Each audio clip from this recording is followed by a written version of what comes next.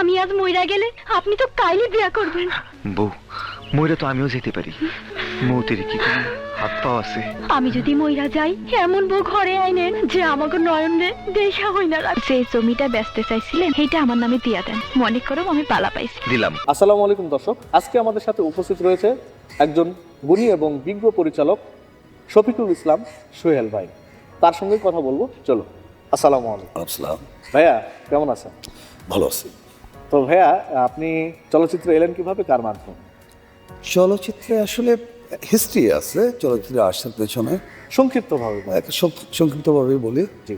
যে কোনো কারণবশত এফডিসিতে প্রবেশ করেছে, দু একজন দেখতে তখন ভালো ছিলাম, ছবির অফার করছি, লজিক থাকার কারণে আর ওটাই ইচ্ছা জাগে নেই ভিতর থেকে হিরো হিসাবে।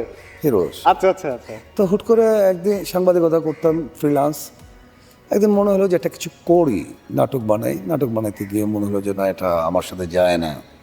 জি। তখন বড় শহরে চিন্তা ভাবনা করলাম যে সিনেমা স্ক্রিপ্ট নিজে লিখলাম, ভালো লাগলো যে আমার স্ক্রিপ্টটা লেখে।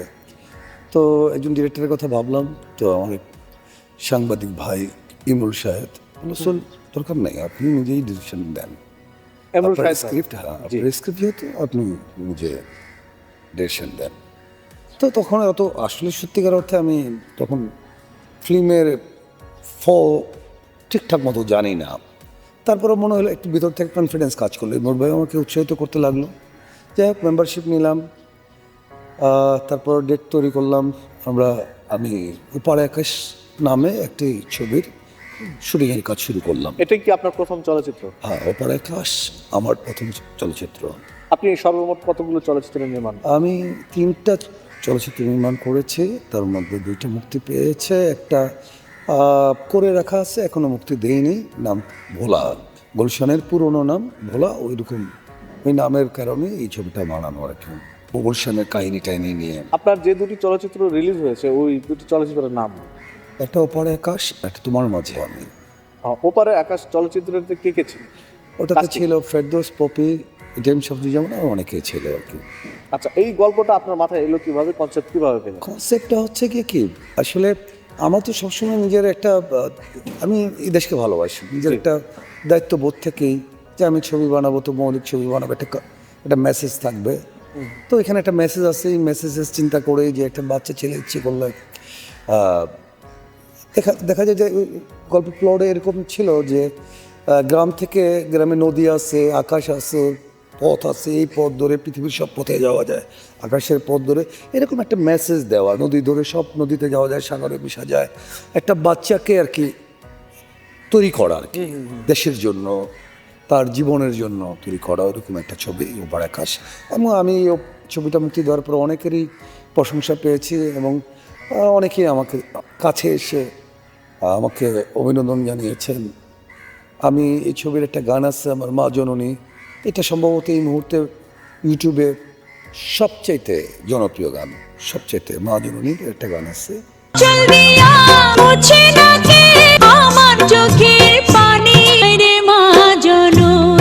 কয়টি গান ছিল? ওইটাতে গান নির্ভরই ছবি, এটা 5-6টা গান ছিল, 6টা গান ছিল। তো মা জননীটা, অন্যান্য গানও আছে, তুই যদি হইতি গলার মালা, গানটা অনেক হিট করছে, যদিও ওটা সংগীত গান। আর মা জননী গানটা, মা জননী গানটিতে কণ্ঠ দিয়েছে, ওইটা কণ্ঠ দিয়েছিল কনক চাপা ম্যাডাম। আর গানটি লিখেছিল কে? শাহাবুদ্দিন।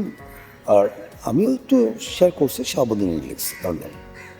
আচ্ছা, এই ছবি ওপারে আকাশ চলচ্চিত্রটির শুটিংয়ের সময় কোনো স্মৃতিচারণ বা কোনো মধুর অনেক স্মৃতি আছে, ছোট একটা ঘটনা অবশ্য সময়টা খুবই মজার, যেটা যেমন আমরা যেদিন প্রথম স্পটে গেলাম, বিভিন্ন জায়গা থেকে হাজার হাজার মানুষ বাস ভরে শুটিং দেখতে আসছেন। আচ্ছা আচ্ছা আচ্ছা। মানুষ ট্যাকেল দেওয়াটাই মনে হয়েছে যে সোটা।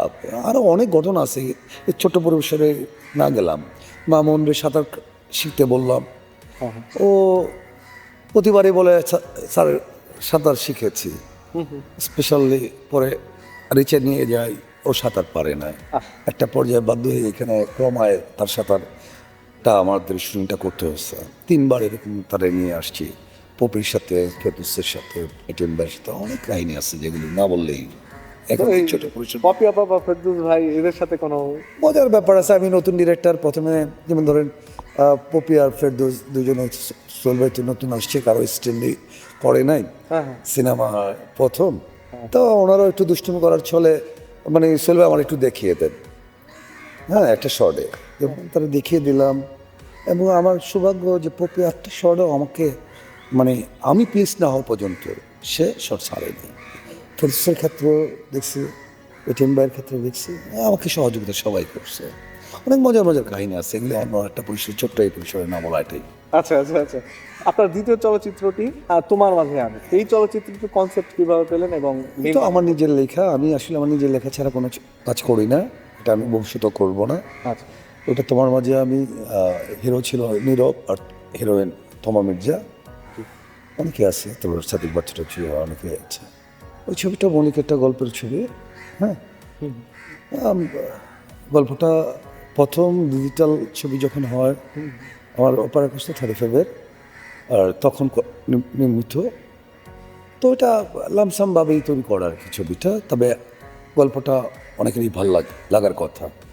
ওটা প্রেক্ষাপট কিছু এটাই সামাজিক প্রেক্ষাপট, সামাজিক প্রেম, প্রেক্ষাপট, লাভ। প্রেম, লাভ, ভালোবাসা, এরকম একটা বিষয় যে হিরোইনের মা বাবা নেই, সরি মা আছে, ক্রাইসিস আছে, সে এসে একটা ওই আগের সময় যে ওই পালা গান টানের মধ্যে বয়াতি। ডান্সিং, না বয়তি না, সরি ওইটা ওইভাবে বলা যায় না, ওই যে বিভিন্ন নাটক টাটকের মধ্যে যে ডান্স করে ওইরকম একটা ডান্সার। ডান্সার, তো যে কোনো ডান্স করতে এসে বিপদে পড়ে হিরো উদ্ধার করে ওই টাইপেরই একটা গল্প, তারপর তাকে নিয়ে একটা টানাপোড়ন, এই গল্প। আপনার এই ছবিতে কতগুলো গান ছিল? এটা তো 5টা বোধ হয়। 5টা। তো এই ছবির মধ্যে কোন গানটি ভালো? এই ছবিতে 2-3টা গান আছে, ভালো ভালো হয়েছে। তো এভারেস্টলি অত সারা আমি যেটা ওপার আকাশের গানে যে সারাটা পাইছি, এটাতে অত সারা আমি পাই। তারপর উল্লেখযোগ্য আপনার কাছে পছন্দ ছিল? এখানে আসলে যেমন তোমার মাঝে আমি একটা গান আছে, তারপর একটা আইটেম গান আছে, ওটা আরেকটা বাপ্পা একটা গান গাইছে, সফট গান যদিও, এই গানটা বাপ্পা মজুমদার। বাপ্পা মজুমদার, ওই গানটাও আমার কাছে ভালো লাগে এখনো। আপনার চলচ্চিত্রে এই যে বেহাল দশা আপনি দেখছেন, তা বর্তমান চলচ্চিত্রের প্রেক্ষাপট নিয়ে কিছু বলুন। আর চলচ্চিত্র অবস্থা তো তুমি নিজেও জানো। হ্যাঁ, এই জন্যই জিজ্ঞেস। আমার একটা পার্টিসিপেট এবার নির্বাচনে আছে, যে আমার একটা সংকল্প যে একটু আমরা আমাদেরকে তৈরি করা, ভালো কিছু করতে হলে তো আগে তৈরি হইতে হয়। আমাদের তো এখন সত্যিকার সিনেমার অবস্থা ভালো না। আমরা সোনালী দিনের গল্প শুনেছি, কিছুটা আমরা দেখেছিও, তো এখন আমরা ভাবি, স্বপ্ন দেখে আবার সোনালী দিন ফিরিয়ে আনবো, কিন্তু ফিরিয়ে আনার জন্য যে সংকল্পটা থাকা দরকার, এটা আমাদের ঘাটতি আছে। জি। আমাদের অনেক পরিচালকদের সাথে তাই আমি কথা বলছি বিভিন্ন কাজে, এবং আমরা ছোটোখাটো মিটিংও করছি। কাজের সম্পর্কের বাইরে নতুন কোনো সম্পর্ক তৈরি হয় নাই। উনি কমার্শিয়ালি কাজ করছেন, আমি ওইভাবে কাজ করছি, ওই কাজ করেছে চলে গেছে। আমার আসলে ওই স্বভাবটা নাই কাউকে মানে এক্সট্রা প্যারা দেওয়া, এই যে আমার মতো আর কি, প্যারা দেওয়া আমার ওই যে মানে তো আমার আর্টিস্টদের সাথে সবার সাথে আমার কর্পোরেট কোথাও একটু ঘাটতিও ছিল, যে ছিল না, আমাদের তো স্বভাবটাই এরকম, আমরা সব জায়গাতেই আমাদের আজকে তো কারোর বিরুদ্ধে আমার ব্যক্তিগত কোনো কমপ্লেন নেই, তবে একটা পর্যায়ে গিয়ে তাদের সবার সাথে আমার ভালো সম্পর্ক, এবং তারা আমার কাজটাকে সুন্দরভাবে শেষ করে দেওয়ার চেষ্টা করেছেন। তো সর্বশেষ আমাদের বাংলা চলচ্চিত্রের দর্শকদের উদ্দেশ্যে কিছু বলুন, ক্যামেরার দিকে তাকিয়ে, যাতে চলচ্চিত্র উন্নয়নে ভূমিকা রাখে। আসলে দর্শকদেরকে কি বলবো, আমরা তো ভালো ছবি দিতে পারছি না, ভালো ছবি থাকলে হয়তো দর্শকরা আমাদের বলতে হতো না, তবে তারপরেও আমি বলছি দর্শকদের উদ্দেশ্যে, আপনারাই আমাদের প্রাণ, আপনারা আমাদের ভরসা, আপনারা আমাদের সহযোগিতা করেন, আমাদের ছবিগুলো দেখতে আসেন, হলে আসেন, ছবি দেখেন, ইনশাল্লাহ আমরা ভালো ছবি দেব, ইনশাল্লাহ আপনারা একটু সহযোগিতা করবেন। আর আমাদের এই সিনেলাভ 24 চ্যানেলটি সাবস্ক্রাইব করে আমাদের পাশে থাকুন। আসসালামু আলাইকুম।